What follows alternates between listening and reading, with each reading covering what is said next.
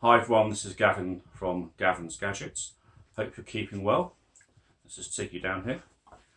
Today I'm going to look at the Samsung Gear 360, which is in here.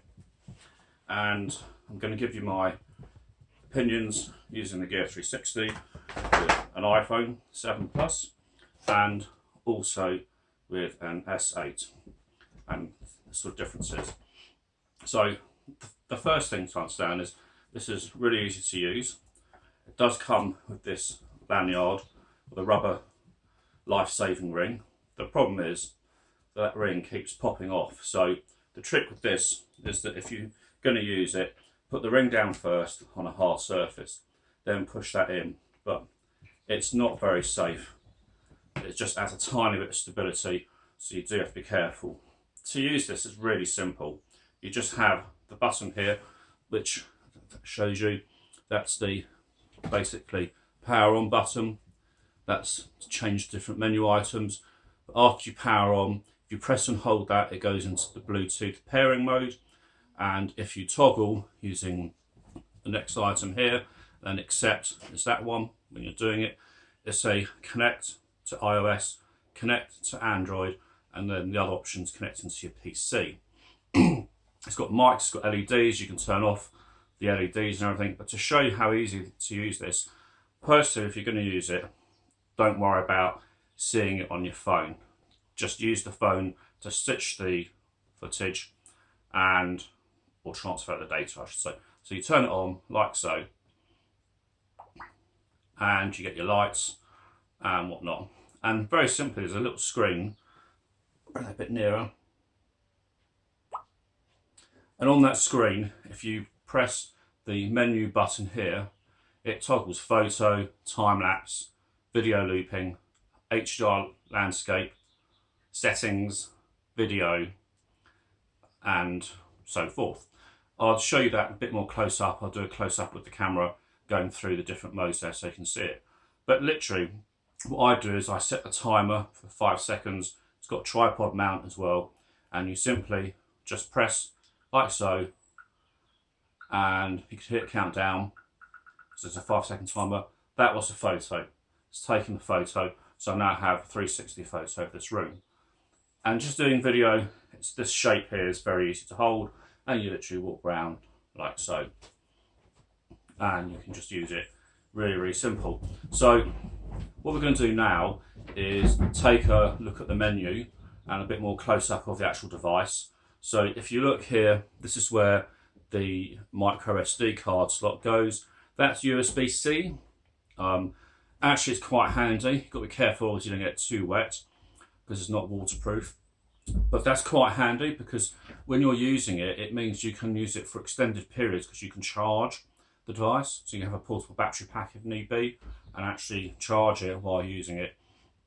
Obviously, if you connect to your laptop or Mac, that's how that works. Now I've actually connected this to my Mac. We're going to go through all the differences on the features. But first, let's take a closer look at this menu. I'm going to come up with some close-up work on the camera. Right. So it should. So now if I show you that screen, you can see the screen. If I first time-lapse, video looping, landscape. So these are all the different settings. Really, really straightforward, really easy to use. But let's just say we want landscape, just hold it. If you need to actually adjust any individual settings, you go into the settings. And here you can switch the lens. So if you hit that as the select, you can have dual lens, use the menu to toggle, single rear, single front, single rear. And then do the menu again, just come out of that. Dual lens, we've selected that. Right, so you can just go back into settings. So here you can switch lens, mode settings, timer. Do the timer, I might use 2 hands, 5, 10, off, 2, 5. You've got auto power off, volume. So actually it's just to do about the volume. The format's to format the, whoops, it's gone too fast. So you have low, mute, high, medium. I prefer low. I like to hear the countdown Obviously, if you're on a private recording, that's different. So let's just go back to settings. Okay, and whoops. So video size, and here you can choose the video size. So bring that a bit closer so you can just, whoa, come on, focus. Here we go, focus. Let's just bring that in. Massive, right. So as you're focused, that's the options. One option, that's the second one. Now, if you're using an iOS device, it does downsize this so you can see the different options there. But a bit closer. There's quite a few different options. I always suggest keep on the highest. Better to have the higher quality footage that you can downsample, because remember, at 4K footage, which this is, it's actually spreading 4K over the whole 360 image. So it's not as good as quality as straightforward 4K camera footage from your, just go back. Yep, comes out. Let's go back into settings. So you can do photo size, select that. Again, always have the highest settings. And for some reason, hang on a second, settings, mode, photo. Yeah, it's only allowing me sorry about that filming, the maximum 15 megs there. No options on that. Don't know why that is. But you honestly, it's not, you do need to have the highest settings. I'm too heavy for the camera tripod. So into settings again, mode, time-lapse video size, and again, there's a few options here on the time-lapse video size. Just a couple there, as you can see. Again, always do the best one. If we go back in,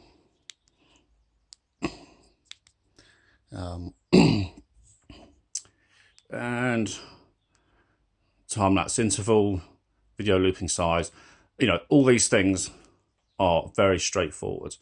And you can just go completely out by pressing that button there, and there we go.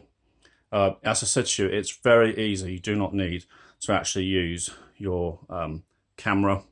But so now I'm going to show you some close-up using the two different phones, so you can see when you connect to them what differences you get. So just, okay, so if you have the Gear 360 and a Samsung compatible phone, this is the S8, it works instantly. No, all you have to do is open the app. I'm going to put this down for one side for a second and just show you the app. And you literally can do live broadcasting. If you're on iOS, you can't live broadcast from an iPhone. You have to use the Mac software that Samsung allow you to download. That does allow you to live broadcast, but how inconvenient is it having to slap your MacBook or your Mac everywhere with you so you can do a live broadcast? On the gallery, you can open up the gallery and you've got all the photos that sit on the Gear 360. It stitches them when you open them to save them, and you can do, if we have a look, and let's have a look what we've got here.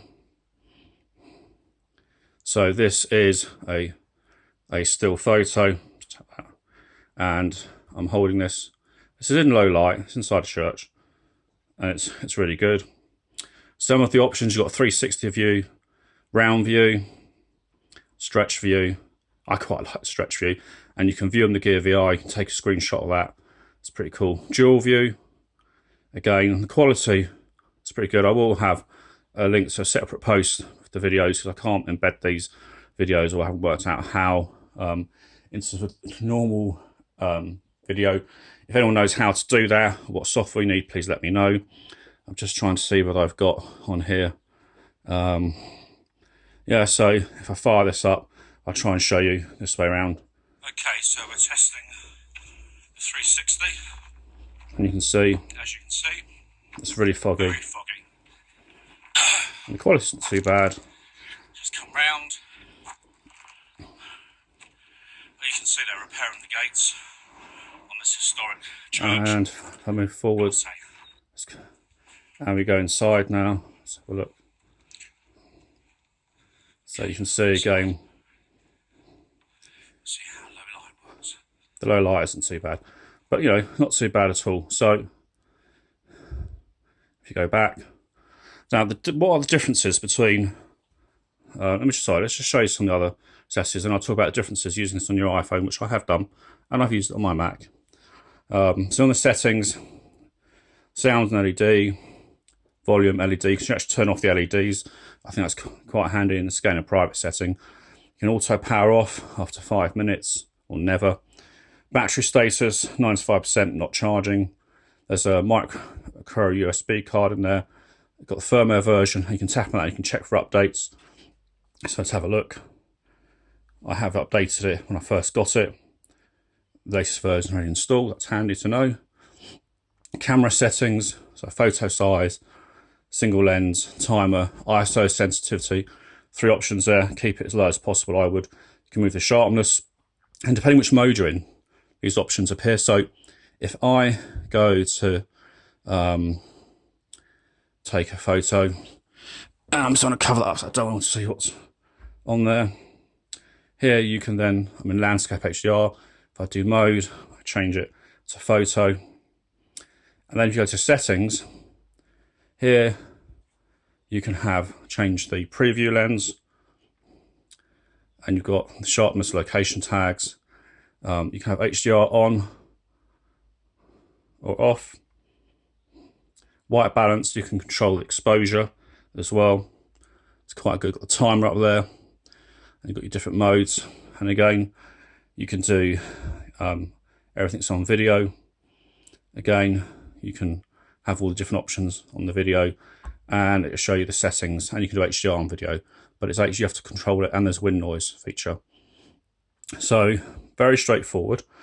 So now I'm just going to go through a few other bits, and I'm going to basically explain to you the differences using these 2 devices and what you get, the difference.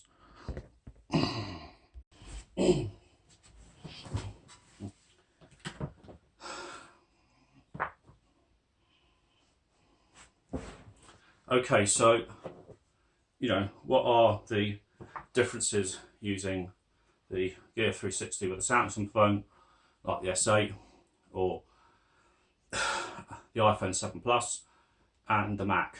On the Mac, using the Mac software, you need Core i7 as a recommended processor. So already they're saying you need top-end power and graphics. And the Mac can stitch the full resolution shots that you take straight off the Gear 360.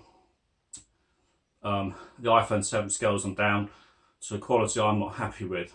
So I think you do need to record on the Gear 360 at 4K, and the quality is quite good, and I'll leave some links to some sample footage as well so you can check that out. The other things you can't from the iPhone do live broadcasting. You can on the S8, and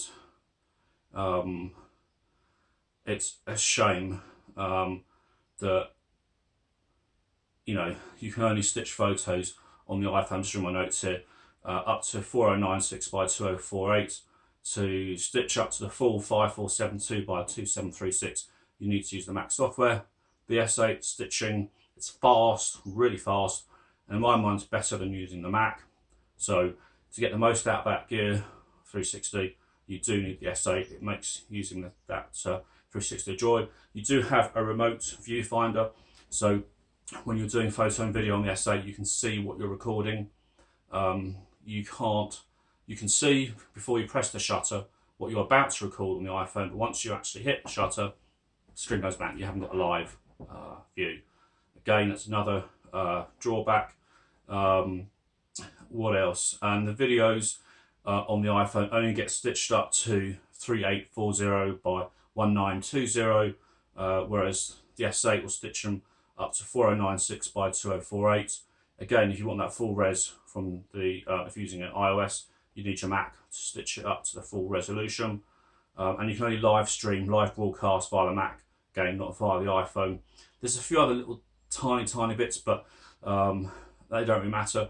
But the biggest draw is that when you're using your iPhone, you basically have to go into the settings, main settings app, go to Wi-Fi, then you have to turn on the Gear 360, then you have to wait for the Wi-Fi broadcasting name appear in the Wi-Fi list, tap that, then it connects to the Gear 360. You come out of Wi-Fi settings, you go into the Gear 360 app, which looks identical to the one I'm showing on the Samsung, and then you can use it.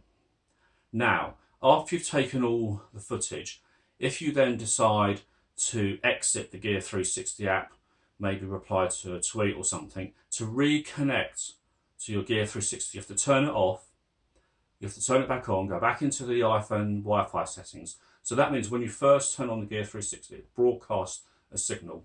And I'm not sure how long it does it for, maybe 20, 30 seconds. But after that, to reconnect that thing, you do physically, if you lose the connection, you have to turn the Gear 360 off, turn it back on, go into the iPhone Wi-Fi settings and connect again. Not a big deal, but it's an inconvenience.